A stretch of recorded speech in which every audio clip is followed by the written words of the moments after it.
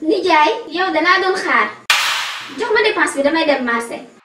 Ndumbe yow xanaa balaa nga may laaj dépense nga may ma ndox ma naan ba pare yow yaa tal dépense de ak sa kanam gu tàcc gi man xaru tabaski laa tal. nijaay nag bul ma ci xas de tàmm nga chaque jour balaa ngaa joxe dépense rek indi histoire. histoire ma de dëgg laa la wax xarum tabaski laa tal. waa léegi nag xaru tabaski ba si duñu añ. xoolal si pulo laa jëm ba xam dina ma lebal xar ba tabaski passé ma fay ko. ah yaay duggati si pulo du xam nga ne dafa ñàkk kees bari problème. Ndumbe ma femme ne t'en fais pas pulo je le connais xam naa nu ma koy gérer. ah kon baax na yow fexeel ba nanga fi indi xar bu baax rek. Inch'Allah maa ngi dem te ñëw je t'aime ma femme Ndumbita.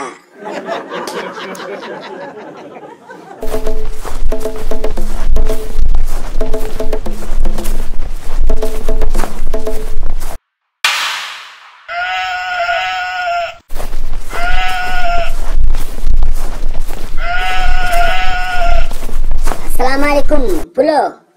Maaleykum salaam. Alaaji Souloukhou nag def. Pulo mon ami maa ngi sant yàlla bu baax. Pulo mon nami. Yow kañ laa nekk sa nami kañ la nekk sa karit. Pulo yow tamit bul wax loolu yow sama doomu nday nga. waa baax neexalal ba suba neexal foofu di neexal du tax mu wàññi suñu prix kar bi de. jarul wàññi de yow loo ma ko jaayee dama koy jël bu tabaski passé ma fay la. tabaski passé man lebal lu ma de man pharmacie kar laa yor jënd rek dem. leble woo. waa léegi benn loo koy jaayee xar bee tëdd nee di saxam yi. ban bële ne la ngay joxoñ boo mu joxee 200 000 yaa xam an jéedum. léegi bàyyil ma jël ko jox la 400 000. 400 000 indil xaalis. indil xaalis bi mooy lan dinaa double prix ba pare di la ko fay léegi après tabaski laa la koy fay de incha allah. lan demee tabaski dig mu fay suñu xaalis yow Souloukhou. waaw waaw je t'amènerai ton argent Pulo. baax na demal nga tekki nga yóbbu yaay borom an jéedum. chaque tabaski maay toj koñ bi jëndati naa kuy de un gros bélier. xale yi dem leen ngeen wooyu seen papa yi ngeen wax leen ñu génn xool maa mën maa ëpp doole. Père Souloukhou jënd na xar de laay dal naa ci kii kay tay si guddi ma rogo jeeru ko këram laay tëb mbir bu gàtt la.